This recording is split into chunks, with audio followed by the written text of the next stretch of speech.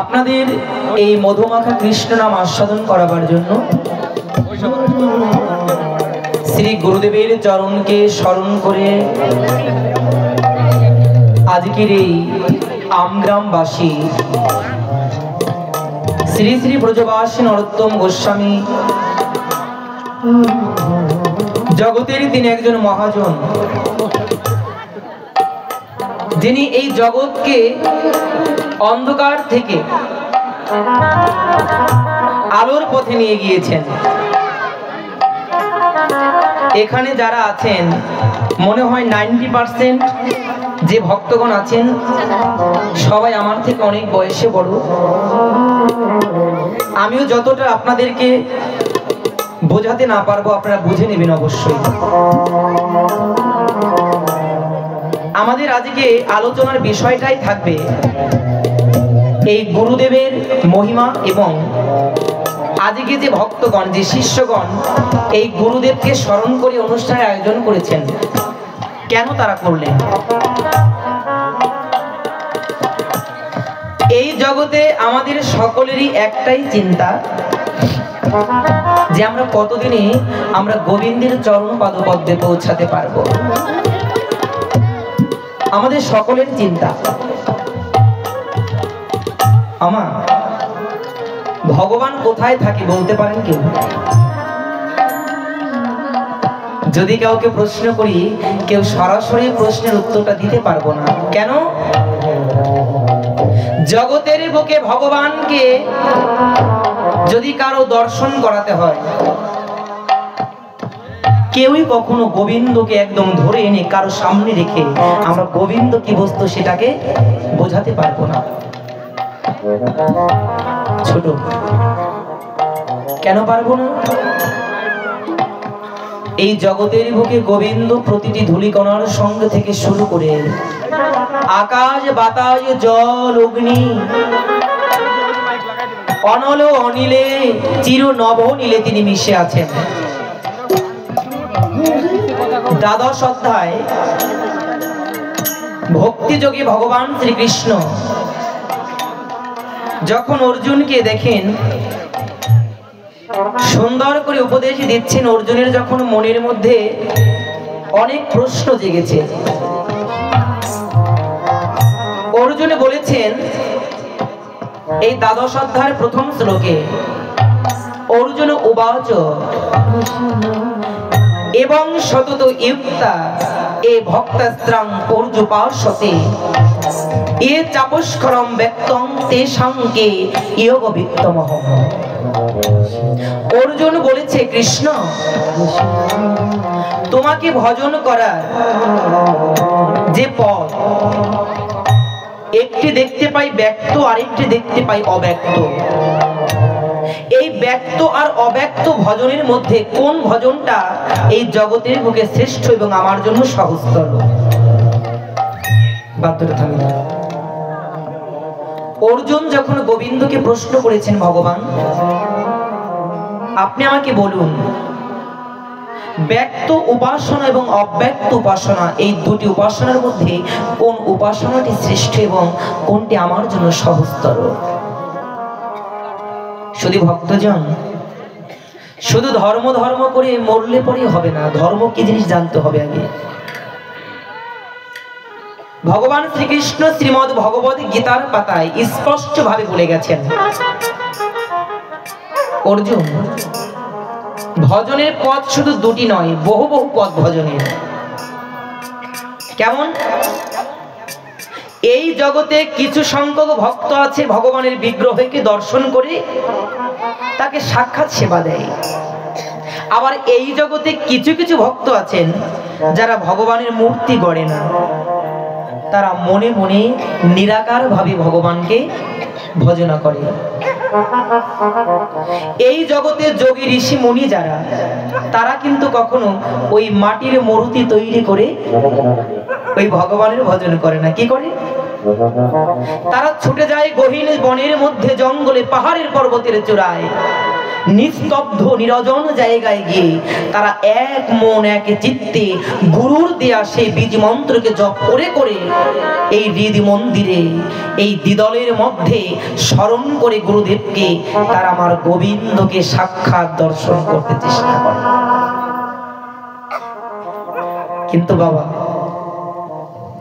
একটি হচ্ছে সহজ পথ, আরেকটি হচ্ছে কঠিন পথ। কেউ যদি 10 কদম হেঁটেই বাজারে পৌঁছাতে পারি, কেউ কি চাইবে 100 কদম হাঁটার জন্য?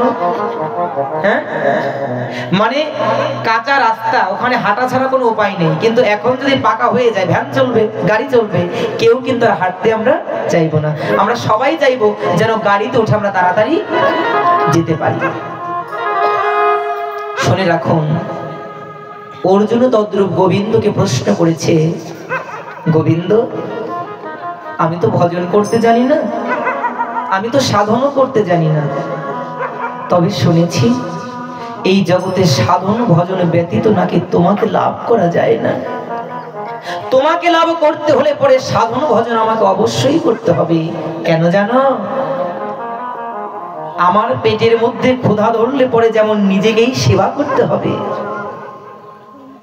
কিন্তু আমার এই আত্মারূপী ময়না পাখি যখন ক্ষুধার্ত হয়, যখন সে ছটফট করতে থাকে নামামৃত পানির জন্য, যত সময় আমরা ওই কৃষ্ণ বলা পাখিকে নামামৃত সুধা পান না করাতে পারি, ওই পাখিটাও কিন্তু বাবা ছটফট করা ছাড়া থাকতে পারে না। তাই ভগবান শ্রীকৃষ্ণ বলেছেন, অর্জুন, অব্যক্ত ভজন থেকে ব্যক্ত ভজন শ্রেষ্ঠ, তুমি ব্যক্ত ভজন করো। অব্যক্ত মানে কি? অপ্রকাশিত। আর ব্যক্ত মানে প্রকাশিত, যিনি তোমার সামনে প্রকাশ। আচ্ছা, আপনারা আমাকে বলুন, চোখ বন্ধ করলে পরে যতটা না প্রেম আসে, যদি ভগবানের একটি বিগ্রহ, ভগবানের একটি চিত্রপটকে সামনে রেখে আমি তার সঙ্গে যদি আমার মনের কিছু বিনিময় করি, প্রেম কি তাড়াতাড়ি আসবে না? এই যে ভগবানের বিগ্রহটা, এর দিকে তাকিয়ে একটু কথা বলুন, আর এর দিক না তাকিয়ে একটু কথা বলুন, প্রেম আসে কোনটায়? সাক্ষাৎ দর্শনে। তাই ভগবান বলেছে, অর্জুন, অব্যক্ত ব্রহ্মের ভজনা বড় কঠিন, যোগ সাধনার মাধ্যমে, কঠিন তপস্যার মাধ্যমে তাকে লাভ করতে হয়। কিন্তু তুমি আমাকে বলেছো, গোবিন্দ, তুমি আমাকে এমন এক পথের কথা বলে দাও, যে পথে ভজন করলে পরে আমি অতি সহজেই তোমাকে পেতে পারবো। আমা, ভগবানের ভজনের জগতে যারা পৌঁছাতে চায়, অনেকে ভয় পায় যে কত বাধা আসবে, কত বিপত্তি আসবে, কিন্তু ভয় নেই, কারো কোনো ভয় নেই। গোবিন্দ আপনাদেরকে কথা দিচ্ছে অর্জুনের মধ্য দিয়ে। কেমন কথা?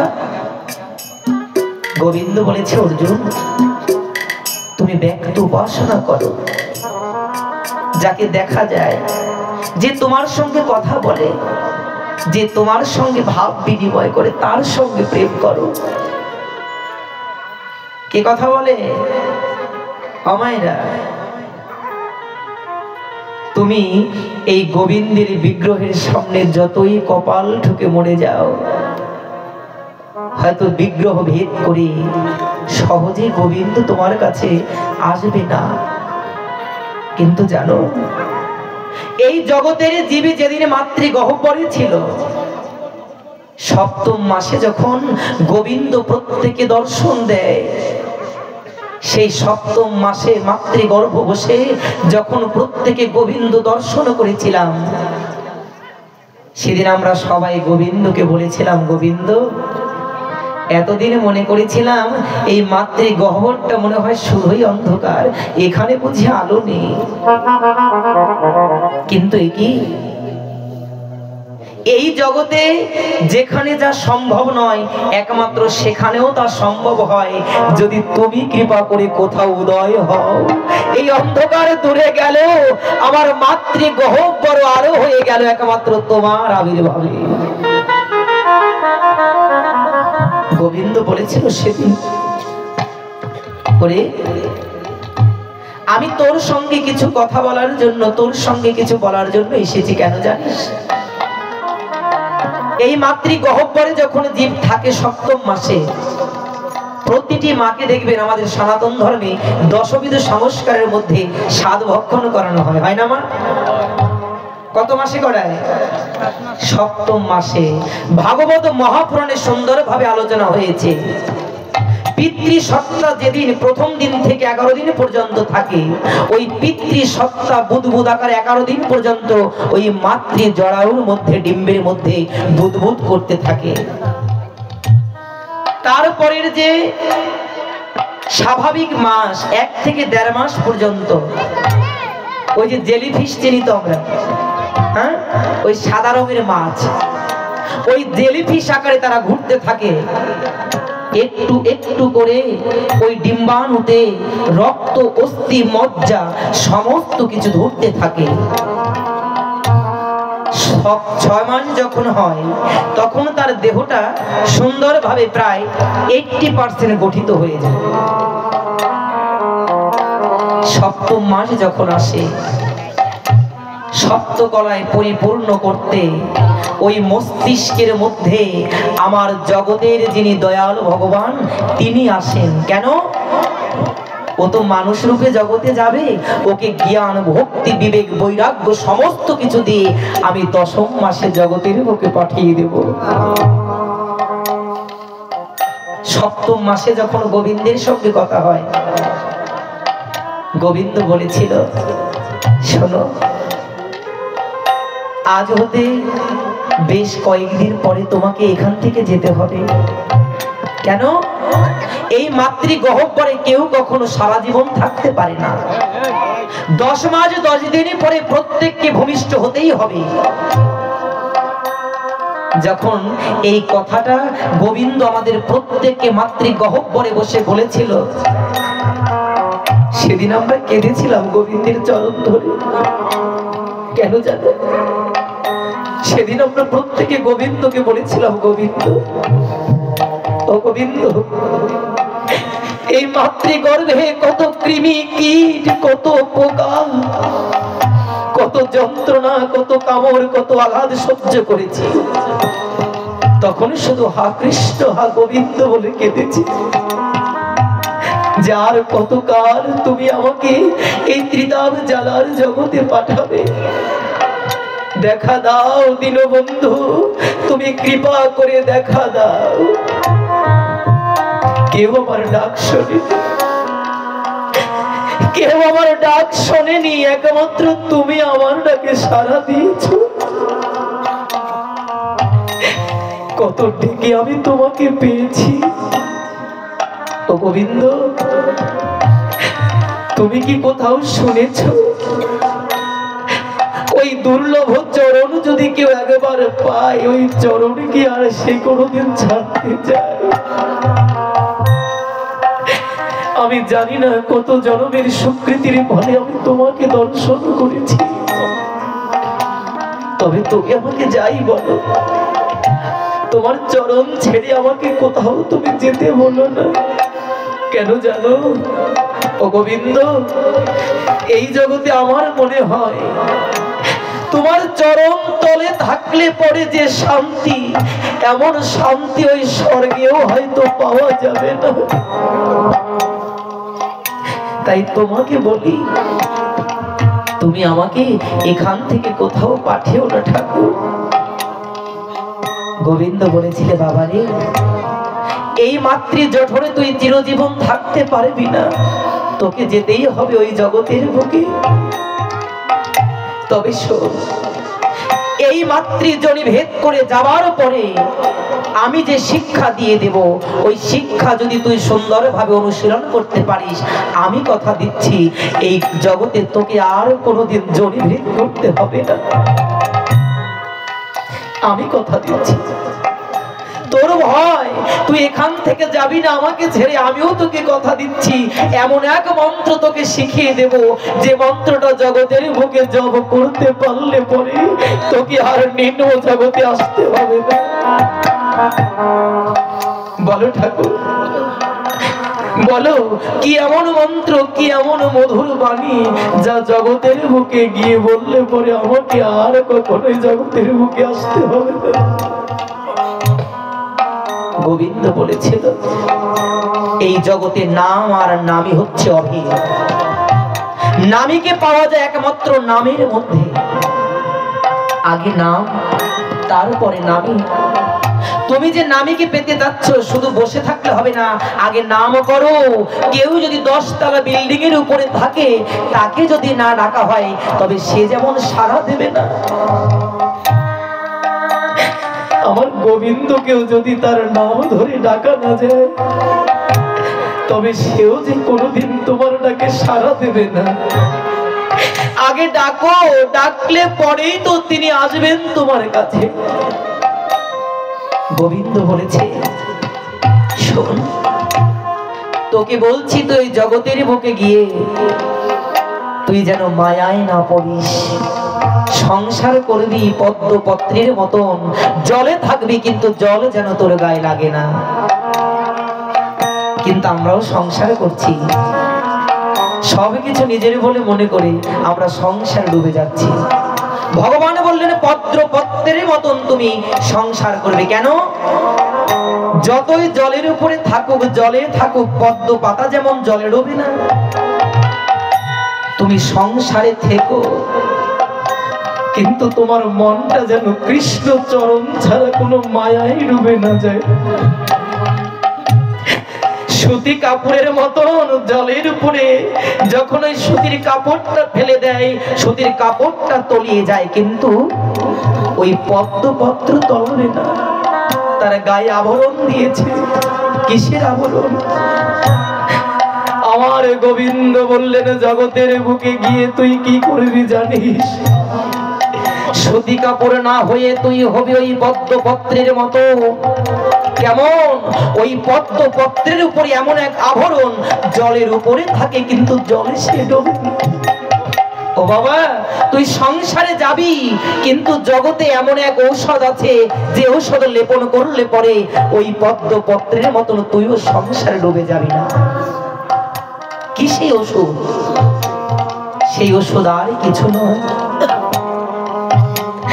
সেটা হচ্ছে একমাত্র আপনাদের মতন সাধক বৈষ্ণবী। আপনাদের মতন সাধক বৈষ্ণবের এই ভক্তের চরণ ধুলি ধন। এই চরণ ধুলি কেউ যদি অঙ্গে মাখতে পারে ওই পদ্মপত্রের মতন সংসারে সে চিরজন্মে তার ডোবার কোনো ভয় থাকে না। তাই যে যত ভক্তের চরণ ধুলি মেখে না, এই চরণ ধুলি যদি কারো অঙ্গে থাকে সংসার মায়ায় তাকে ডুবতে হয় না। সেদিন আমার গোবিন্দ বলেছিল বাবা ওই জগতে যাবার তোর ভয় তাই না, তবে আমি তোকে কথা দিচ্ছি ওই জগতের বুকে গিয়ে তুই যদি আমার নাম ভুলে যাস, ওরে সন্তান যদি পিতামাতার কাছ থেকে হারায়, সন্তান হয়তো হাতে খাবার বস্তু পেলে পিতামাতাকে ভুলে যায়, কিন্তু বল কোন বাবা মায়ের কোল থেকে যদি সন্তান হারায় সে কি আর তার সন্তানকে ভুলতে পারে? আমরা ভগবানকে কেমন করে খুঁজছি তা আমাদের জানা নাই, কিন্তু শাস্ত্র বললেন শত সন্তান হারা পাগলিনীর মতন আমার গোবিন্দ জগতে তার ভক্তকে খুঁজে বেড়ায়। ভগবান তার ভক্তকে খুঁজে বেড়ায় যে কোথায় কখন আমার ভক্তকে পাওয়া যাবে। আমার গোবিন্দ বলেছিল বাবা তোর ভয় নেই, আমি তোর সঙ্গে থাকবো, তোকে কথা দিচ্ছি। কথাটা কি দিল শুনে রাখুন বাবা। গোবিন্দ সাক্ষাৎ সেদিন প্রত্যেককে কথা দিলেন ওই জগতের বুকে গিয়ে যদি ভুলে যাস তুই আমার পথের সন্ধান, আমি গুরু রূপে থাকবো বর্তমান, আর গুরু রূপে বলে দেব তোকে ভগবানের সন্ধান। জয় জয় গুরুদেব আনন্দে একবার হরি বল হরি বল, গুরুদেব আনন্দে একবার হরি বল হরি বল। আমি গুরু রূপে তোর জীবনে সাক্ষাৎ থাকবো। এখন দেখুন গুরুর চরণ যারা ধরে পড়ে আছি হয়তো তাদের জীবনে বলা যায় যে গুরু কৃপা অবশ্যই হবে। গীতার পাতার কথা কেন বারে বারে বলি? আমি শিক্ষিত নই, পণ্ডিত নই, সংস্কৃত শ্লোকগুলো আমি একটু কম বলি বলে অনেক জায়গায় শুনি, বাবা তুমি সংস্কৃত শ্লোকগুলো কম বলো। বাবা আমার এই কলির ভগবান গৌর হরি তিনি এই সমগ্র বাঙালি জাতিকে বাংলায় প্রেম দিয়েছেন। ভগবান দাপর যুগে সংস্কৃত শ্লোকে দিয়ে গেছেন অমৃত কথা। কিন্তু বলুন সংস্কৃত বললে আমরা কয়জনই বা বুঝতে পারি নাকি? কিন্তু শ্লোকগুলো গীতার পাতার মধ্যে আছে কিনা এতটুকু লক্ষ্য করবেন। গুরু কেন প্রয়োজন? একাদশ অধ্যায়ে যখন বিশ্বরূপ দর্শন করাবে ভগবান, অর্জুন বলেছিল গোবিন্দ তুমি যে আমাকে বিশ্বরূপ দর্শন করাবে, কিন্তু আমি তো তোমার বিশ্বরূপ দর্শন করতে পারছি না। কেন? একটি কথা জানতে হবে, এই যে যারা গোবিন্দ দর্শন করার চিন্তা করছি, আমরা কেউ কিন্তু এই চর্মচক্ষু দিয়ে গোবিন্দ দর্শন করতে পারবো না। কেন পারবো না? অষ্টম অধ্যায় অক্ষর ব্রহ্মযোগে গোবিন্দ বললেন অর্জুন এই দুই ভ্রুর মাঝে আছে একটা নয়ন, যাকে বলে জ্ঞান নয়ন, জ্ঞান দৃষ্টি। এই নয়নটাকে তুমি চাইলে উন্মিলিত করতে পারবে না। এই দ্বিদলের মধ্যে আছে একটা জ্ঞান চক্ষু, এই জ্ঞান চক্ষুকে একমাত্র যদি কেউ উন্মিলিত করতে পারে সে আর কেউ নয়, ওই যে গর্ভাবস্থায় যে গুরুদেব কথা দিয়েছিলেন এই জগতে যদি তুমি গুরু ধরতে পারো, ওই গুরুর কৃপা হলে পরে তোমার সেই জ্ঞান চক্ষু উন্মিলিত হবে, এছাড়া হবে না। অর্জুন বলেছিলেন গোবিন্দ তুমি যদি সাক্ষাৎ গুরু হও তবে তোমার কাছে বলি আমি এখন এই মুহূর্তে তোমার চরণে আমি শিষ্যত্ব বরণ করছি, তুমি আমার গুরু হয়ে তুমি আমার জ্ঞান চক্ষুকে জাগ্রত করে দাও। তুমি যদি কৃপা না করো তবে তোমার রূপ দেখতে পারবো না। গোবিন্দ কি করেছিলেন? গোবিন্দ অর্জুনকে দিব্য চক্ষু দান করেছিলেন। অর্জুন না, তোমার চর্ম চক্ষু সরে গেল, তোমার দিব্য জ্ঞান জাগরিত হলো। এই দিব্য চক্ষু দিয়ে তুমি ভুবন ভুলন অনন্ত কোটি বিশ্ব ব্রহ্মাণ্ডের সেই বিশ্বরূপ ভগবানকে দর্শন করে নাও। গুরু বন্দনায় বলেন চক্ষু দান দিল যেই, জন্মে জন্মে প্রভু সেই দিব্য জ্ঞানে হৃদয়ে প্রকাশিত। এই চোখে নয়, হৃদয়ের চোখে গোবিন্দ দেখা যায়। গোবিন্দ আমি পারবো না দেখাতে, কিন্তু গুরুর কৃপা যদি কারো প্রতি হয়, ওই গুরুর দিয়া নাম জপ করতে করতে হৃদ পদ্ম কমলে আবার রাধা গোবিন্দের যুগল দর্শন করা যায়। শুধু গুরুকে স্মরণ করো। সেদিন অর্জুন জগতে জানালেন তুমি যত বড়ই ভক্ত হও, যতদিন পর্যন্ত তুমি গুরুর চরণকে আশ্রয় না করবে, গুরু ভিন্ন গোবিন্দ কেউ দিতে পারবে না। গুরুর চরণের প্রতি যদি রতি না থাকে কখনো গুরুর কৃপা পাওয়া সম্ভব নয়।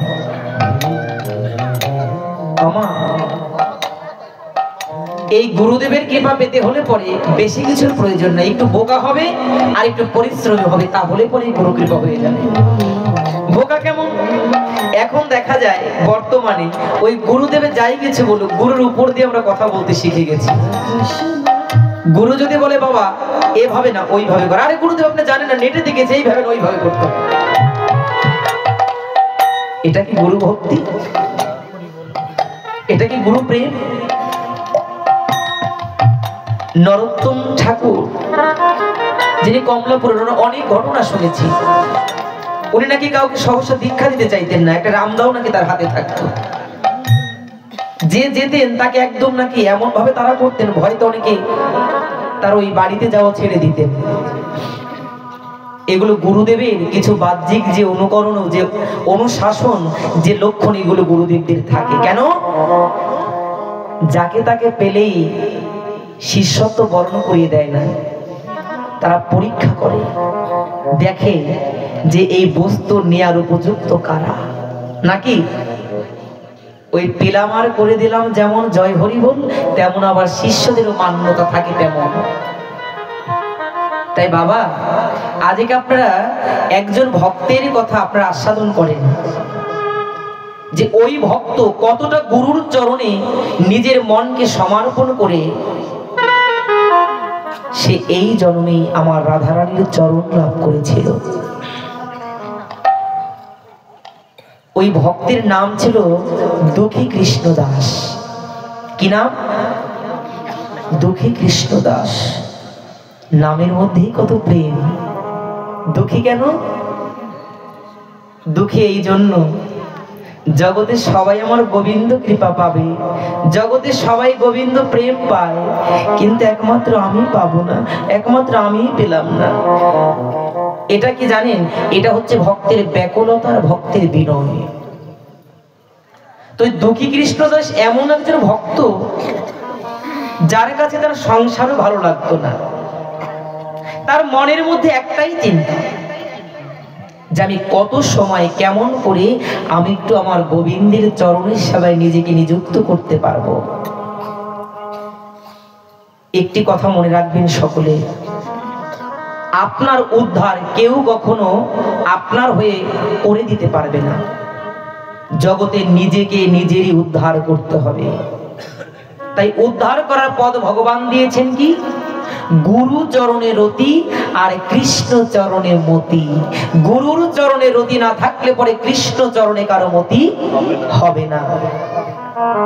এ আমি যত বড়ই লোক হই না কেন, যদি গুরুর চরণে আমার রতি না থাকে, কখনো কখনো কৃষ্ণ চরণে আমি মতি রাখতে পারবো না।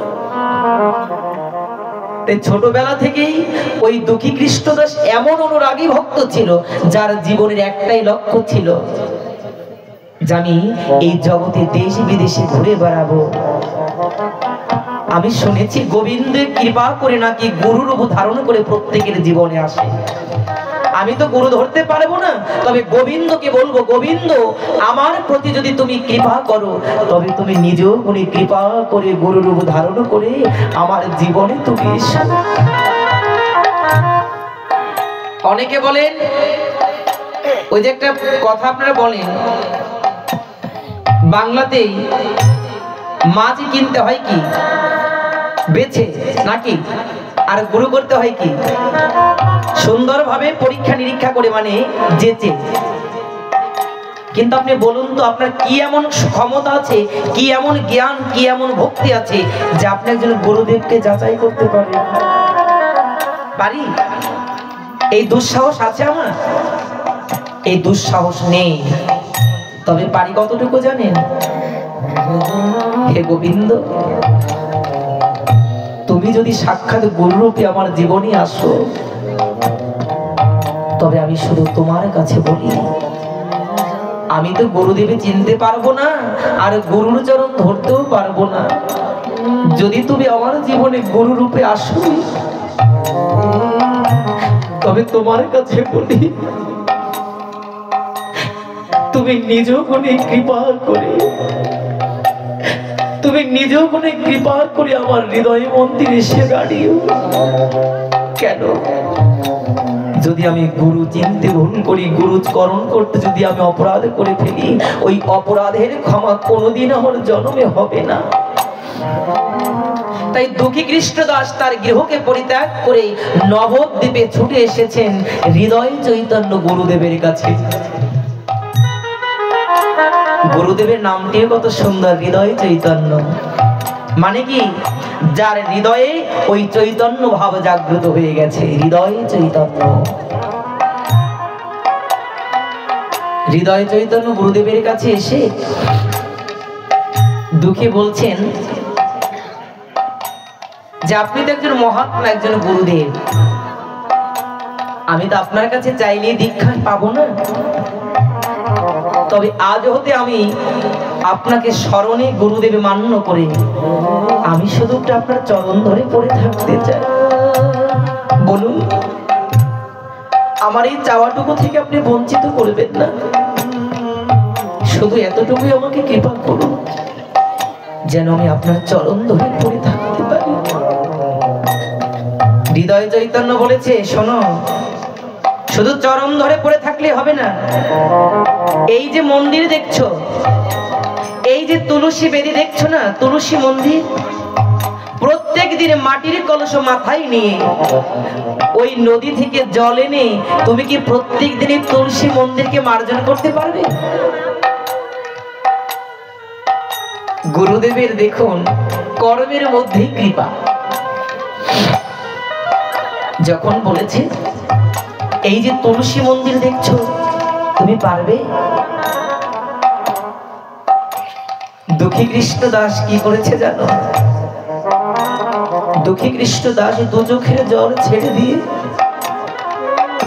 বলেছে, গুরুদেব এই জগতে তো আমি কিছু নিজের ইচ্ছায় করতে পারি না। কেন জানেন? এই জগতে আমার মধ্যে বসে কেউ একজন আমাকে দিয়ে কিছু করাচ্ছে। আপনি আমাকে আশীর্বাদ করুন। কি আশীর্বাদ করব? শুধু আমাকে আশীর্বাদটুকু করুন। আপনি যে কর্মের আদেশ আমাকে করেছেন, এই কর্ম শুধু আমি এই জন্মে নয়, আমি যেন এই কর্ম জন্ম জন্মান্তর ভরে করতে পারি। আমি যেন জন্ম জন্মান্তরে আমার কৃষ্ণ পূজার বোঝা যেন মাথায় নিতে পারি। আপনি শুধু আমাকে একটু আশীর্বাদ করুন, আমি ভয় পাই না। কেন? গুরুদেবের আশীর্বাদ যদি কারো মস্তকের উপরে থাকে সে কখনো ভয় পেতে পারে না। কৃষ্ণকে যারা ভালোবাসে তারাও কখনো ভয় পেতে পারে না, তারা সমস্ত পথে চলে যায়। কৃষ্ণ নামে চলে যারা অসাধ্য সাধন করে তাদের কোনো ভয় থাকতে পারে না, জানেন? তাই গোবিন্দের পথে নামলে পরে, গোবিন্দের পথে নামলে পরে ভয়কে জয় করতে হয়। তাই কি বলছেন? যারা কৃষ্ণকে ভালোবাসে, যারা কৃষ্ণ গুণ গায়, তারা অসাধ্যকে সাধন করতে পারে।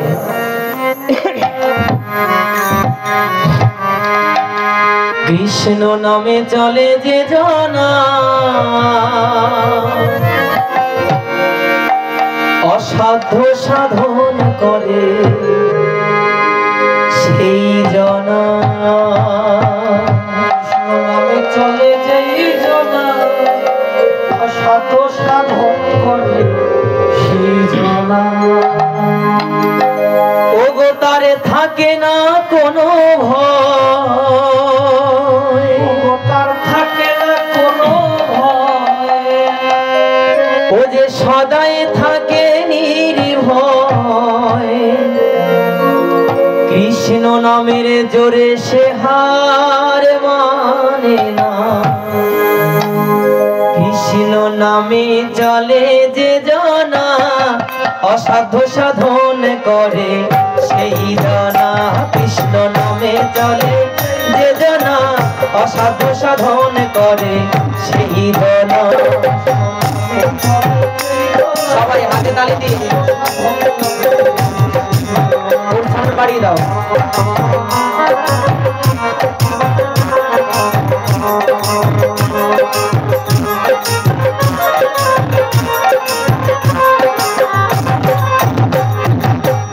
কৃষ্ণ নামে চলে যে জনা অসাধ্য সাধন করে সেই জনা,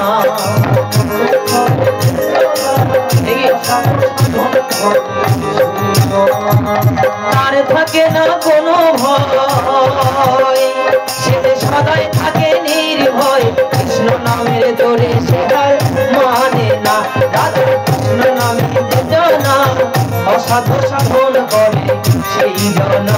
কৃষ্ণ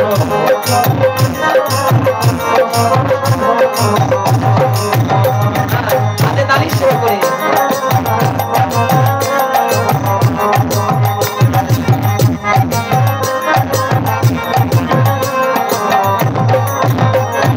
অগ্নিকাণ্ডে তিনি যখন ধ্যান ফেলে কৃপাময়ে করেন কৃপা সন্তানের মঙ্গলে।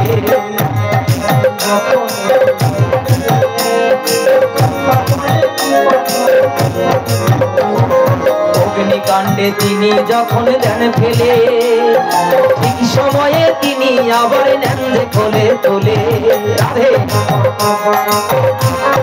কি বলছেন? তিনি আগুনে ফেলবেন, আবার ঠিক সময়ে আবার তিনি আপনাকে কোলে তুলে নেবেন। অগ্নিকাণ্ডে তিনি যখন দেন ফেলে, ঠিক সময়ে তিনি আবার নেন যে কোলে তোলে।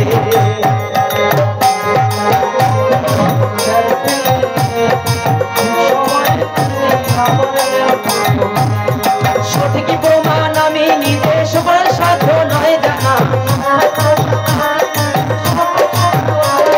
সঠিক প্রমাণ আমি নিজে প্রকাশ সাধ্য নয় জানা।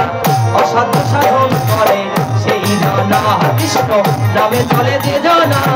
অসাধ্য সাধন করে সেই জানা।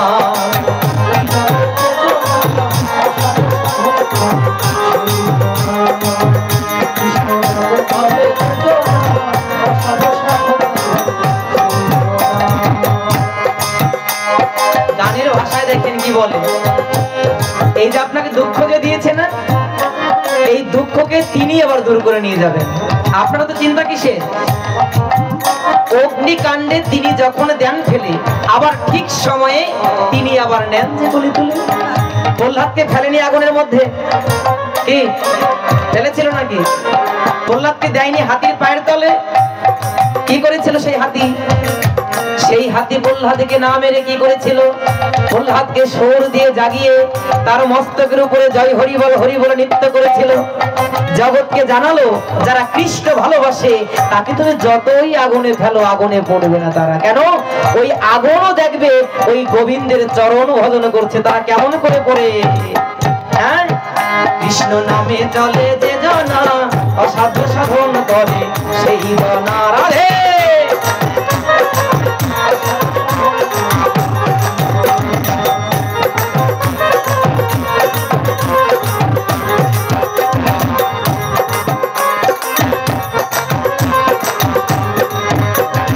কর্মদোষে দুষ্টকে হলে, কৃপাময়ে করেন কৃপা সন্তানের মঙ্গলে।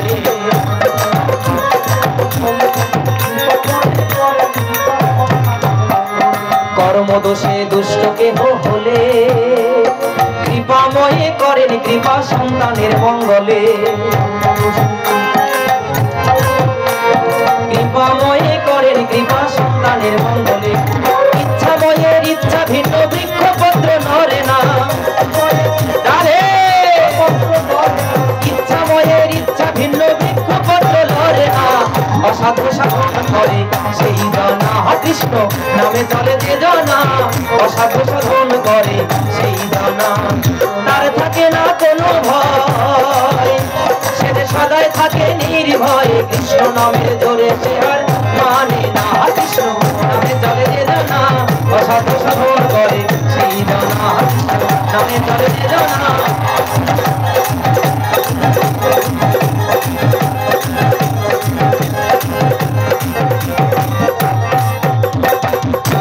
সে কোনো ভয় পেলেন না। কেন? যে গুরুদেবই যদি আমাকে আশীর্বাদ করে আমি জীবনে কোনো ভয় পাবো না। দুঃখী কৃষ্ণদাস যখন ওই কর্মের অধিকার পেয়েছে না বাবা, লক্ষ্য করবেন গুরুর দেয়া কর্ম কেমন ভাবে নিষ্ঠা ভরে পালন করছে দুঃখী কৃষ্ণদাস। লীলা শুধু লীলার মতন শুনবেন, কাঁদবেন আর বাড়ি চলে গিয়ে ভুলে যাবেন, এরকম ভাবে নেবেন না। এটা লীলা নয়, এটা বাস্তব। আজকে দুঃখী কৃষ্ণদাস যখন ওই আদেশ পেয়েছে না বাবা, মাথায় করে প্রত্যেক দিন ওই প্রভাত নিশে হওয়ার আগেই, প্রভাত নিশে হওয়ার আগেই কলস ভরে, মাটির কলস ভরে জল ভরে ভরে ওই তুলসী বেদিকে পরিষ্কার করছে। শুনে রাখুন, সনাতন ধর্মে জন্মগ্রহণ করে যারা তুলসীতে জল সিঞ্চন করে না, যারা তুলসী কৃপা, যারা তুলসী অর্চনা, তুলসী বন্দনা করে না, আমার মনে হয় ভজনের প্রথম ধাপ থেকে তারা বাদ পড়ে যায়। অনেকে বলে আরে একটা গাছকে পুজো করে হবে কি? তুমি নিজেও জানো না যে বৃন্দাবনে যেতে চাইছো না, ওই বৃন্দাবনের প্রতিটা ধূলিকণার সঙ্গে এই বৃন্দা দেবীর বাস। তুলসী কৃষ্ণ প্রেয়সী নম নম, ব্রজের রাধা কৃষ্ণ চরণ পাবো এই অভিলাষী নম নম। যে তোমারও শরণ লয় তারও বাঞ্ছা পূর্ণ হয়, কৃপা করে করো মোরে বৃন্দাবনবাসী। কার কাছে নিবেদন? গুরুদেব কি করলেন? আগেই গোবিন্দ সেবা দেয়নি, গুরুদেব আগে কৃপা করে বলেছে আগে তুলসীর সেবায় যুক্ত হও। এক এক দিন করে যখন ওই কৃষ্ণ দুঃখী কৃষ্ণদাস যখন ওই তুলসীর সেবা করছে বাবা, গুরুদেবের এই নামের প্রতি, গুরুর আদেশের প্রতি সে এতই নিবিষ্ট, ওই যে মাথায় করে জল আনতে আনতে কোন দিন যে কখন যে তার মাথার মধ্যে ওই ভেজা থাকতে থাকতে মাথার মধ্যে পোকায় বাসা করে ফেলেছে, ওই দুঃখী কৃষ্ণদাস সেটা লক্ষ্য করেনি। এখান থেকে একটি শিক্ষা, এই যে যারা ভাগবত পাঠে এসে, নাম যজ্ঞে এসে ভাগবত পাঠ বলেন, পদাবলী কীর্তন বলেন, দেখবেন সবাইকে বলছি না, ওই অনেকেই আছে 2-4-5 মিনিট থাকার পরে এমন ভাবে মোড়ামুড়ি করে, ওদের জ্বালায় যারা যারা শুনছে তারাও শুনতে পারে না। তাই গোপীনাথ দাস বাবা কিন্তু স্পষ্টবাদী লোক, তো সে কিন্তু বলে দেয় যাদের ওই স্বভাব তারা একটু পিছনে বসবে। কেন? যদি ওই স্বভাবের দু একজন সামনে বসে, ওরা তো নিজেরা ওঠেও, আবার অনেকে সঙ্গে নিয়ে উঠে যায়। আমার গুরুদেবের দেখো আদেশের প্রতি কত তার ভক্তি। জল টানতে টানতে মাথা ভেজা অবস্থায় থাকতে থাকতে কোন দিন যে মাথার মধ্যে বল বলে ঘাও হয়ে গেছে তো কেউ বুঝতে পারে নাই। কিন্তু একদিন হঠাৎ করে যখন নিচু হয়েছে, জল ভরতে যাবে, দেখতে পায় ওই মস্তক থেকে অগণিত পোকা কিলবিলি করে পড়েছে মাটির বুকে। দুঃখী বুঝতে পেরেছে আমার মস্তকে মনে হয় এই পোকা বাসা বেঁধেছে। যদি এই ঘা যদি গুরুদেবে দেখতে পায়, গুরুদেব আমাকে এই গোবিন্দের সেবা থেকে বঞ্চিত করে দেবে। কি করেছে জানো? একটি উত্তরে দিয়ে মাথাতে সুন্দর করে পাগড়ি বেঁধেছে যেন ওই ঘাটা না দেখা যায়। একটাই চিন্তা, কতদিনে আমি গুরুর কৃপায় আমি যুগল চরণ সেবার অধিকারী হব। দুঃখী কৃষ্ণদাস মাথায় পাগড়ি বেঁধে যখন জল নিয়ে যাচ্ছে গুরুদেবের সামনে দিয়ে, গুরুদেব বলে উঠেছে, দুঃখী তোর এতই যখন আরাম করতে ইচ্ছা, তবে কেন তুই এসেছিস আমার কাছে? হ্যাঁ, ও জল নিতে কষ্ট হয়ে যায় তাই মাথায় পাগড়ি বেঁধে তুমি সাধু সেজেছো, তাই না? কিন্তু গুরুদেব তো জানে না দুঃখীকে যে সেবা দিয়েছিল, দুঃখী গুরুর সেবা, গুরুর বাক্যকে পালন করার জন্য ওই জল টানতে টানতে কখন যে তার মাথার মধ্যে ঘা হয়ে গেছে, পোকা হয়ে গেছে, তা ওই দুঃখীও বুঝতে পারেনি। গুরুদেব বলছে, যখন তোর এতই আরাম করার ইচ্ছা তবে চলে যা তুই। যখন এই কথা বলেছি, দুঃখে বলেছে, গুরুদেব আপনি তো জানেন আমি সেই ছোটবেলা থেকে আমার ঘর ছেড়েছি, বাড়ি ছেড়েছি, আমার বাবাকে ছেড়েছি, মাকে ছেড়েছি, কেউ তো আমার এখন নেই। জগতের সব কিছু ছেড়ে আমি আপনার চরণে শরণ নিয়েছি। গুরুদেব আপনিও যদি আমাকে এমন করে ফেলে দেন, বলেন তো আমি জগতের কোথায় গিয়ে দাঁড়াবো? গুরুদেব আপনি আমাকে বলুন, আপনিও যদি আমাকে চরণ ছাড়া করে দেন তবে আমি কোথায় গিয়ে দাঁড়াবো? তবে শোন, গুরুর কাছে থাকতে হলে পরে কষ্ট তোকে সহ্য করতেই হবে। ওই মাথায় পাগড়ি বেঁধে ঘুরলে পরে হবে না, খুলে ফেল তোর মাথার পাগড়ি। গুরুদেব এই কথা বলে ওই দুঃখী কৃষ্ণের মস্তক থেকে পাগড়ি টান দিয়ে খুলতে খুলতেই দেখতে পাই ঝড় ঝড় করে কতগুলো পোকা মাটির উপরে পড়েছে। গুরুদেব চমকে উঠেছে, কি দুঃখী এমন ঘা তোর মাথায় কেমন করে হলো?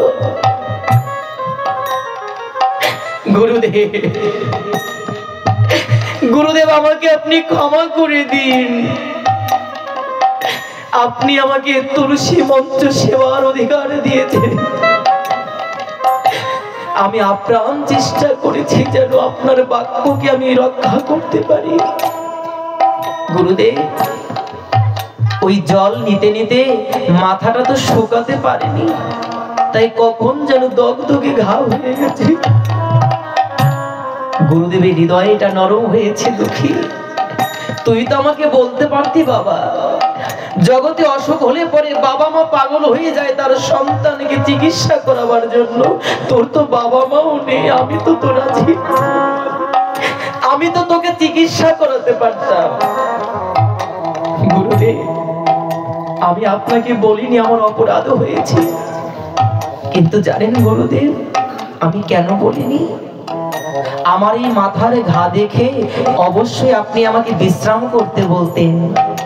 গুরুদেব, আপনি আমাকে বলুন তো, এই যে আমি রোগ পেয়েছি, শোক পেয়েছি, জড়া ব্যাধি পেয়েছি, এই জড়া ব্যাধি তোমার পূর্বের জন্মেও ছিল, এই জন্মেও আমি পেয়েছি জড়া ব্যাধি, পুত্র কন্যা সব পাবো, আমি পরের জন্মেও পাবো এগুলো। কেন? দেহ থাকলে রোগ অবশ্যই থাকবে। কিন্তু গুরুদেব আমাকে বলে দিন, এই জন্মে যেমন করে আমি আপনার চরণ পেয়েছি,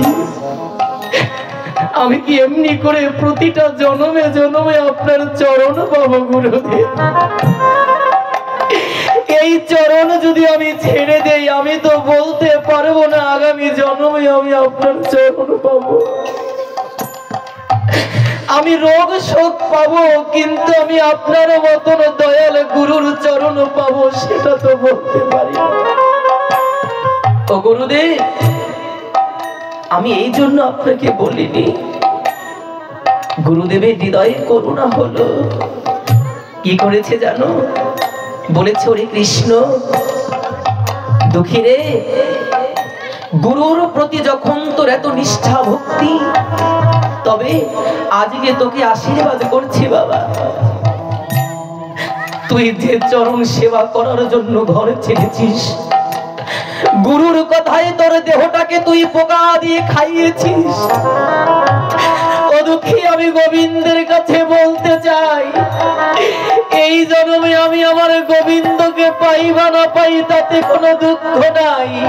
আমি আমার শ্রীমতী রাধারানীকে বলতে চাই, হে রাধে, হে করুণাময়ী, তুমি কৃপা করে আমার দুঃখীকে দেখা দিও, তুমি করুণা করে আমার দুঃখীকে তোমার চরণ দিও।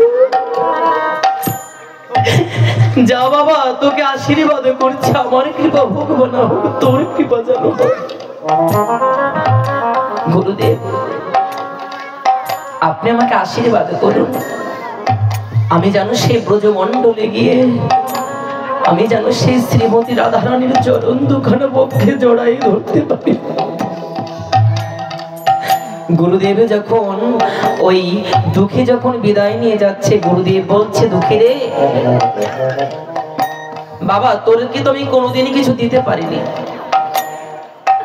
তবে তোর কাছে শুধু একটা চাওয়া, কি জানিস? আমি জানি ওই রাধারানীর চরণের প্রতি যার লোভ থাকে,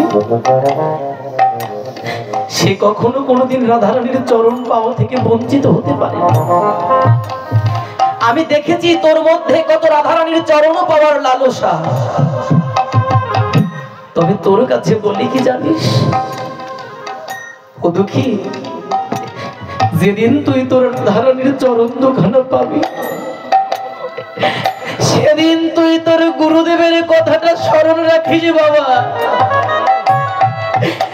যেদিন তুই তোর ওই রাধারানীর চরণের কৃপা পাবি, তোর গুরুর নামটা স্মরণ করিস, তোর রাধারানীকে বলিস যে রাধে, তুমি করুণা করে আমার গুরুদেবকে একটু কৃপা করো। যদি শিষ্যের মতন শিষ্য কেউ হয়, অবশ্যই সে গুরুদেবের জন্য গোবিন্দের কাছে প্রার্থনা করতে পারে। দুঃখে চলেছি বাবা, গুরুদেব আশীর্বাদ করেছে, যাও তুমি বৃন্দাবনের নিকুঞ্জ বনের পাশে গিয়ে তুমি আমার ওই বৃন্দাবনের সেবা করবে, তুমি বৃন্দাবনে ঝাড় দেবে। দেখুন গুরুর কৃপায় স্তর বাই স্তর উঠছে। তুলসী সেবায় পরিপূর্ণ হয়ে কোথায় গিয়েছে? ব্রজমণ্ডলের সেবায়, সেবার অধিকার পেয়েছে। এই নিবেদন ধরো, সখীর অনুগত করো, সেবার অধিকার দিয়ে করো নিজ দাসী। দাস নয় দাসী, রাধার চরণে গোবিন্দ চরণে দাস নয় দাসী হতে হয়। সখী ভাবকে ধারণ করে ওই রাধারানীর চরণ লাভ করতে হয়। আজকে দুঃখী কি করেছে জানো? গুরুদেবের চরণে প্রণাম জানিয়ে আশীর্বাদ নিয়ে চলেছে বৃন্দাবনে। হে রাধে, হে করুণাময়ী, তুমি কৃপা করো, তুমি করুণা করো, তোমার করুণা ছাড়া যে আমি কৃষ্ণকে পাবো। বৃন্দাবনের পথে চলেছে রাধা নাম গাইতে গাইতে। আমি বৃন্দাবনের পথে পথে গাইব রাধা নাম। আমি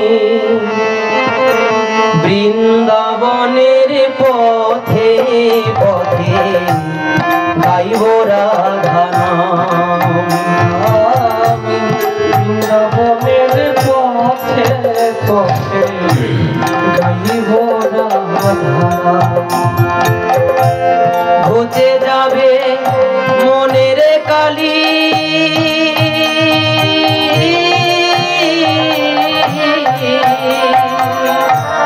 ঘুচে যাবে মনের কালি,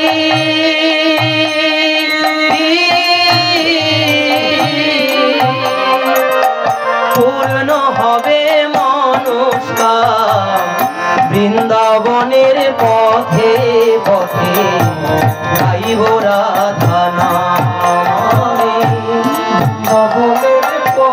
রাধে করুণাময়ী, গাইব রাধা নাম।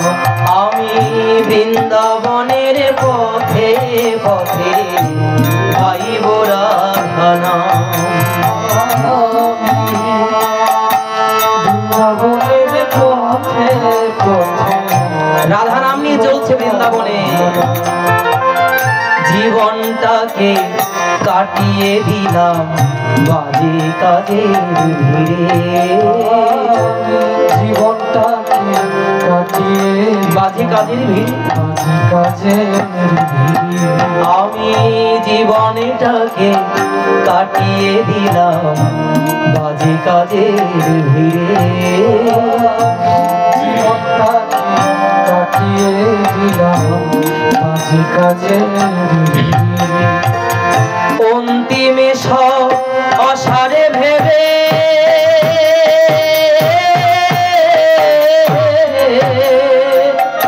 অন্তিমে সব অসারে ভেবে এলাম তোমার দ্বারে। ভিক্ষা পাত্র লয়ে হাতে, ভিক্ষা পাত্র লয়ে হাতে ভিখারি সাজিলাম। ভিক্ষা পাত্র লয়ে হাতে ভিখারি সাজিলাম। বৃন্দাবনের পথে পথে গাইব রাধা নাম। রাধা রানী কি বড়, শ্রীমতী রাধা রানী কি, করুণাময়ী কি, বৃন্দাবনেশ্বরী কি।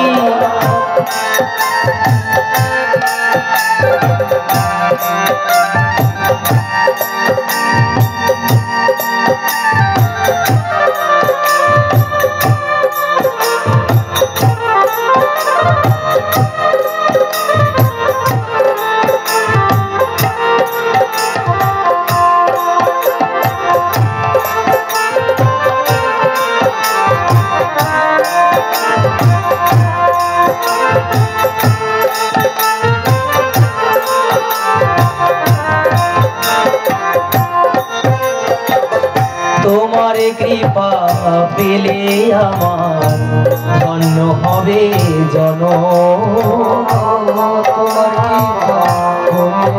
রাধারানী, তোমার কৃপা পেলে আমার জনমটা ধন্য হবে। তোমার কৃপা পেলে আমার ধন্য হবে জনম।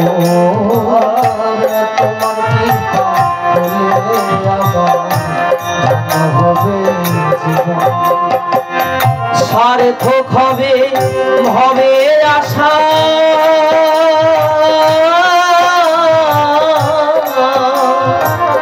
সার্থক হবে হবে আশা, ধন্য হবে জনম। জীবন মরণ চাই না গো আর, জীবন মরণ চাই না গো আর, পদে শরণ লীলা। জীবন মরণ চাই না গো আর, পদে শরণ লীলা। বৃন্দাবনের পথে পথে গাইব রাধা নাম আমি, বৃন্দাবনের পথে পথে গাইব রাধা নাম। বৃন্দাবনের পথে পথে গাইব রাধা নাম, বৃন্দাবনের পথে পথে। হে রাধে করুণাময়ী কৃপা করো। রাধা নাম করতে করতে পৌঁছে গেলেন বৃন্দাবন ধাম। তার কর্মটা কি? ওই নিকুঞ্জ কাননের পাশে যে স্থানটা সেটাকে পরিষ্কার করবে ঝাড়ু দিয়ে। প্রত্যেকদিন নিকুঞ্জ কাননের মন্দিরের পাশটাকে সে ঝাড়ু দিয়ে দেয়। আর কি করে জানো? যে ঝাড়ুটা দিয়ে ঝাড়ু দেয়, ওই দিন শেষে ঝাড়ুটাকে বক্ষে জড়াই ধরে কাঁদে। ওরে ওরে, তুইও তো আমার বৃন্দাবনের ধুলা পাওয়ার যোগ্য হলি, কিন্তু আমি হতে পারলাম না।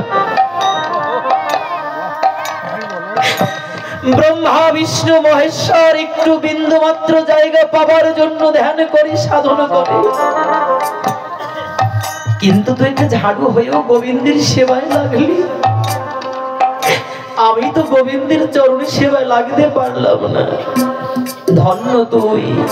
কি করছে জানো? ওই ঝাড়ুটাকে বারে বার ধরে মস্তক স্পর্শ করার পক্ষে জড়াই ধরে।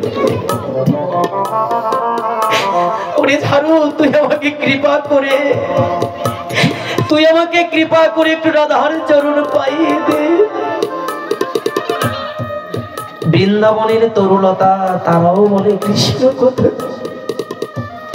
দোলাগুলোকে ধরে ঝড় ঝড় করে অঙ্গে মাকে বলে কবে এই ব্রজধামের কৃপা হবে। ও রাধে, রাধার কৃপা হয় যার প্রতি, বোঝে হয় তার বসতি। তুমি কৃপা না করলে পরে তো ব্রজে বাস হবে না। তাই জানো বাবা কি হয়েছে? ওই ঝাড় দিতে দিতে হঠাৎ করে একদিন দেখতে পায় অদূর দূরে চকচক করছে, মনে হয় একটা নূপুর পড়ে, ওখানে একটা নূপুর পড়ে আছে। দুঃখী কি করেছে জানো? দৌড় গিয়ে নূপুরটার দিকে তাকিয়ে দেখতে পায়, কি এমন সুন্দর নূপুর তো আমি আগে কখনো দেখিনি। এটা যদি স্বর্ণ হতো তবে স্বর্ণের এত চাকচিক্যতা থাকতো না। দৌড়ে গিয়ে নূপুরটাকে যখন স্পর্শ করেছে, ওই নূপুরটাকে স্পর্শ করা মাত্রই অষ্টসাত্ত্বিক ভাব তার দেহের মধ্যে জাগ্রত হয়েছে। অষ্টসাত্ত্বিক ভাব যার মধ্যে জাগ্রত হবে, তার মধ্যে অনেকগুলো লক্ষণ আপনারা দেখতে পারবেন, 8টি লক্ষণ দেখতে পাবেন। সে পাগলের মতন হয়ে যাবে, সে সময় হাসবে, সময় কাঁদবে, আবার সে সময় সময় ধুলাই গড়াগড়ি যাবে। সে সময় সময় দু বাহু তুলে কৃষ্ণ বলে নাচবে, দুই চোখের জলে ভাসবে, বদন দিয়ে লালা বের হয়ে যাবে, চোখ দিয়ে ফেনা বের হয়ে যাবে। তার বদনে শুধু একবার মাত্র ওই গোবিন্দের নামই থাকবে। ওই নূপুর স্পর্শ করে অষ্টসাত্ত্বিক ভাব জাগ্রত হয়ে গেছে। দুঃখী মনে মনে চিন্তা করে, কে জানে, আহা জানি না এই নূপুর কার। এই নূপুরের যদি এত গুণ হয়, এই নূপুর স্পর্শ করাই যদি এত প্রেম হৃদয় হয়, এই নূপুরটা যার চরণে পড়া ছিল, জানি না সেই চরণের কত গুণ। দুঃখী নূপুরটাকে জড়াই ধরে অহর্নিশি কাঁদছে। সে বুঝতে পেরেছে এই নূপুর আর কারো নয়। যদি কোনোদিনই কৃপা হয় তবে সে একদিন না একদিন আমার কাছে আসবে। কি হয়েছে জানো মা? অপরদিকে নিত্য লীলায় যখন রাসমঞ্চে আমার শ্রীমতী রাধারানী যাবেন, অষ্ট সখী ঘিরে যখন রাধারানী যাচ্ছেন, হঠাৎ করে ললিতা সখী বলে, ও রাধে, এ কি তোর চরণের নূপুর কই? এক চরণে নূপুর, আরেক চরণে নূপুর নাই। কি করেছিস তুই? নূপুর কেমন করে হারালি? রাধারানী বলেছে কি, শোন, আমার মনে নাই। ললিতা সখী বলছে, রাধারানী, অত কপটতা আমার কাছে চলবে না। যে চরণে নূপুর আমার স্বয়ং কৃষ্ণ তোকে পরিয়ে দিয়েছে, ওই চরণ থেকে কি নূপুর কোনোদিন হারাতে পারে? ওই নূপুর হারায়নি রাধে। সত্যি করে বল, তুই কাকে করুণা করবি বলে তার পথে নূপুর ফেলে দিয়েছিস? করুণাময়ী তো, করুণা করবে বলে নিজে ইচ্ছা করে তার নূপুর খানিকে রেখে গেছে ভক্তের পথে। এই না হলে করুণাময়ী।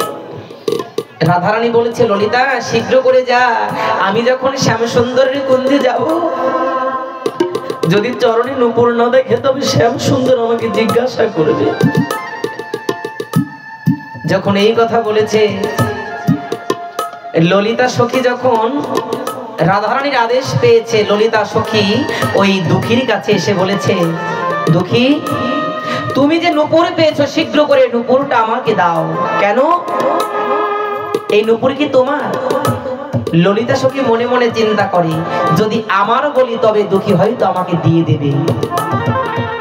কিন্তু ললিতা সখী বুঝতে পারে না, এই হরিনাম কৃষ্ণ নাম বড়ই মধুর, যে জনা কৃষ্ণ ভজে সে বড় চতুর। কৃষ্ণ ভক্তের লক্ষ্য কখনো ঊর্ধ্বপানে নয়, ভক্তের চরণ পানে থাকে, ভক্তের চরণ দর্শনে। বলেছে, তুমি মিথ্যা কথা কেন বললে? ওই নূপুর যদি তোমার হবে তবে তোমার দুই পাই তো নূপুর। এই নূপুর তো তোমার নূপুর নয়। এই নূপুর যদি কেউ প্রমাণ দিয়ে নিয়ে যেতে পারে তবে তার কাছে দেব, এছাড়া আমি যে কারো কাছে দেব না। কেন? ওই দুঃখীর মনে মনে চিন্তা, দেখি অষ্ট সখীর এক সখীর করুণা নিয়ে ওই অষ্ট সখীর শিরোমণি শ্রীমতী রাধারানীর চরণ পাই নাকি। দেখুন আমাদের সাধনার স্তরগুলো কেমন করে হলো। তুলসী কৃপা পেল, গুরু কৃপা পেল, তুলসী কৃপা পেল। এইবার মঞ্জুরি ভাবে যখন সে বিবর হয়েছে, সখীর অনুগত যখন হয়েছে, সখী কৃপা হয়েছে, পরে বলছে, নূপুর যার আমি তাকেই তোমার কাছে পাঠিয়ে দেব। ললিতা চলে গেছে শ্রীমতী রাধারানীর কাছে। রাধে, যতটা বোকা মনে করেছিলাম দুঃখীকে ততটা বোকা নয় সে। কেন? ও তোকে ছাড়া নূপুর দেবে না, প্রমাণ দিয়ে নূপুর আনতে হবে। যখন এই কথা বলেছে, রাধারানী বলেছে, আমার সময় চলে যায়, আমার সময় আর বেশি নাই, আমাকে যেতে হবে শ্যামসুন্দরের কাছে। চল, আজকে আমি একা নয়, তোরা অষ্ট সখী মিলে ওই দুঃখীর কাছে চল। রাধারানী এসে দুঃখীকে ডাক দিয়েছে, বাবা। কে? এই তো, আমার নূপুরটা ভুল করে হারিয়ে ফেলেছিলাম, তুই শীঘ্র করে আমার নূপুরটা দে। বলেছে, কে তুমি? তোমার চরণ দেখাও। তোমার চরণের প্রমাণ না দিতে পারলে আমি নূপুর দেব না। রাধারানী মনে মনে চিন্তা করে, এই চরণ তো যে কাউকে দেখানো যাবে না। যে চরণ পাওয়ার জন্য ভগবান শ্রীকৃষ্ণ দাপরে দাস ঘর দিয়েছিলেন শ্রীমতী রাধারানীর চরণে, ওই চরণে কি আর সহজে পাওয়া যায়? দুঃখী বলছে তোমার চরণ না দেখালে পরে আমি তোমাকে নুপুর দেব না।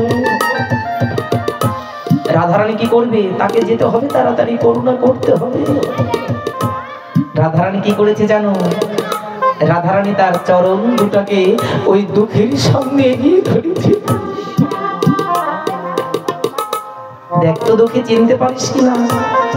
বলেছে দাঁড়াও, আমি যে চরণের কাছ থেকে নূপুরটাকে নিয়ে এসেছি সেখানে 19টি চিহ্ন দেখেছি আমি।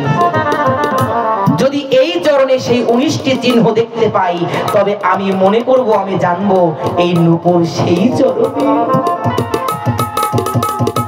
গোবিন্দের চরণে 19টি চিহ্ন, রাধারানীর চরণে 19টি। তাই দুঃখী কি করেছে জানো বাবা? দুঃখী আজকে রাধারানীর চরণকে দর্শন করছে। যখন সে নিচু হয়, রাধারানী যখন পাটাকে একটু উঁচু করে ধরেছে, দেখতে পায়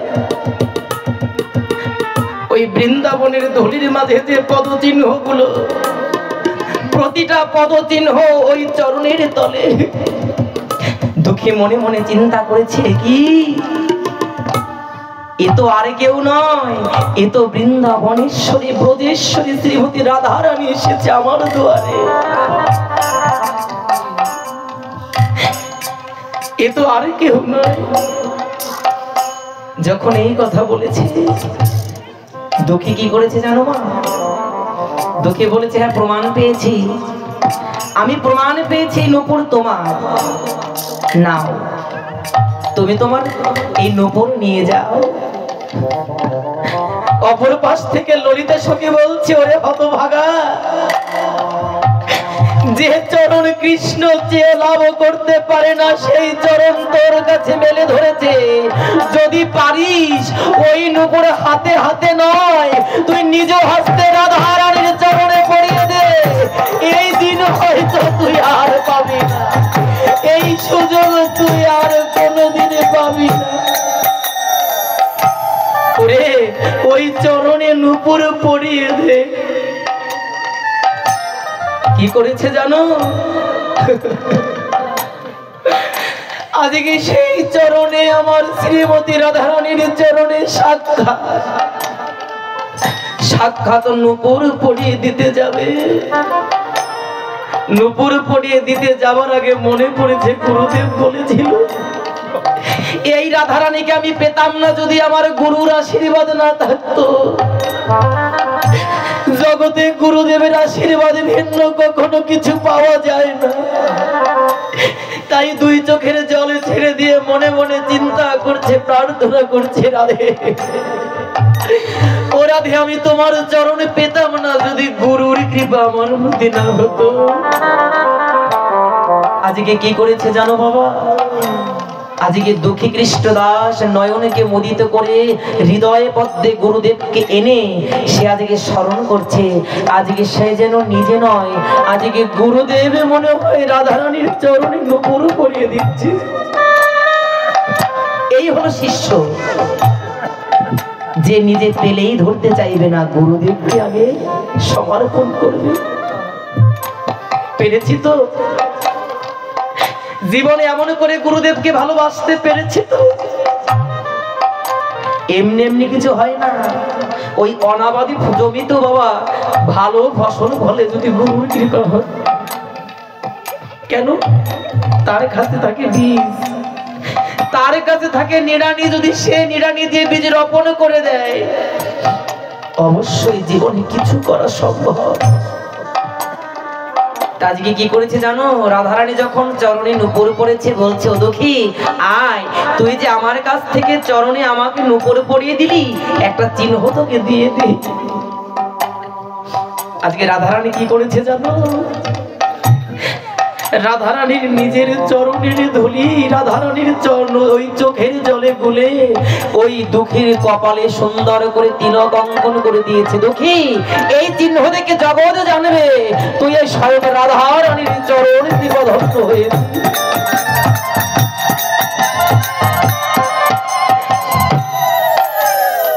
যখন ওই রাধারানীর ওই টিকা পেয়েছে, শুনতে শুনতে জগতের সকল কাছে শোনে গুরুদেব যে তাকে তিলক করে দিয়েছিল, ওই তিলক রেখে সে রাধারানীর তিলক করে। গুরুদেব রাগান্বিত হয়েছে, কি আমার তিলককে রেখে তুই অন্য তিলক ধারণ করেছিস? কিন্তু গুরুদেব তো জানে না ওই তিলক কে করিয়ে দিয়েছে। গুরুদেব সে কি করেছে জানো? গুরুদেবের রাগান্বিত হয়ে ওই দুঃখীকে এমন ভাবে আঘাত করছে, দুঃখী মাটিতে পড়ে গড়াগড়ি খায় আর ব্যথার জ্বালায় বলছে, গুরুদেব তুমি কৃপা করো, তুমি একটিবার আমার কথা শোনো। শুনছে না গুরুদেব। গুরুদেবের ক্রোধ যে আমার তিলক বাদ রেখে তুই কার তিলক করেছিস। গুরুদেবে যখন ক্রোধ সংবরণ করতে পারছে না, সনাতন গোস্বামী এসে বলেছে, হৃদয় চৈতন্য তুমি ওকে আর অমন করে মেরো না। কেন জানো? ওকে যদি তুমি মেরে ফেলো তবে জগৎ একজন শুদ্ধ কৃষ্ণ ভক্ত হারাবে। যদি একজন শুদ্ধ কৃষ্ণ ভক্ত জগৎ হারায়, জগতের যে কত ক্ষতি হয় এটা তো বলার বিষয় কিছু নয়। তোমার ক্রোধ হয়েছে, তুমি ওই চিহ্নটাকে মুছে ফেলো। গুরুদেব কি করেছে? বারে বার ওই দুঃখীর কপাল থেকে রাধারানীর করে দেয়া তিলককে যখন মুছতে যায়, হাজারবার চেষ্টা করে কিন্তু ওই তিলক মুছতে পারে না। যখন তিলক মুছতে মুছতে ওই গুরুদেব বাবা পরিশ্রান্ত হয়ে গেছে, গুরুদেব মনে মনে চিন্তা করছে, কি এই তিলক কেন আমি মুছতে পারছি না। শিষ্য বলছে, রাধারানী গুরুদেবকে দিয়ে তুমি আর কত খাটাবে, করুণা করো। কি হয়েছে জানো মা? যখন ওই ভক্তের কপাল থেকে তিলককে আবার মুছতে যাবে, যতবার ওই তিলক মুছতে যায় কোনবার ওই তিলককে মুছতে পারে না। কি হয়েছে জানো? বারে বারে চেষ্টা করার পর যখন তিলক মুছছে না, ওই গুরুদেবে দেখতে পায় ওই তিলকের মধ্যে আবার রাধা কৃষ্ণ যুগল ধরে দাঁড়িয়েছে। রাধা কৃষ্ণ প্রীতি প্রেমানন্দে একবার হরিবল হরিবল নিতাই গৌর সীতানাথ প্রীতি প্রেমানন্দে হরিবল হরিবল।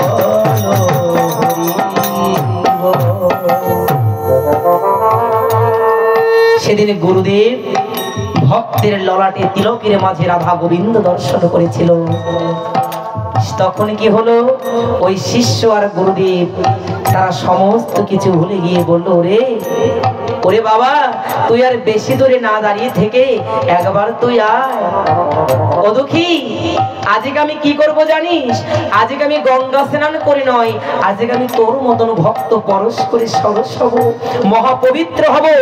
আমি আজকে তোকে পরশ করে আমি গোবিন্দের ধামে পৌঁছে যেতে চেষ্টা করব। শুধু ভক্তজন, ভগবানের এই অমৃত লীলা শুধু লীলা নয়, ভগবানের অমৃত লীলা শুধু লীলা নয়, এগুলো জীবনের শিক্ষা। গুরু করলে পরে যেমন দীক্ষা দিতে হয়, এই ভাগবত পাঠ গীতা পাঠ যাহা কিছু বলেন, এই পাঠ শ্রবণ করলেও শ্রবণ দক্ষিণা দিতে হয়। তাই আমি আপনাদের কাছে অনুরোধ জানাবো, মাকে উঠবে না, এই বসো, একজন উঠবে না, বসে পড়ো। আপনাদের কাছে অনুরোধ, আজকে আমি আপনাদের কাছে অনুরোধ জানাই, আমি আপনাদের যদিও ছেলে, কিন্তু শাস্ত্রে বললো যদি পাঠ শুনে কেউ পাঠ দক্ষিণা অর্পণ না করে, সেই পাঠ শ্রবণ কিন্তু বৃথা চলে।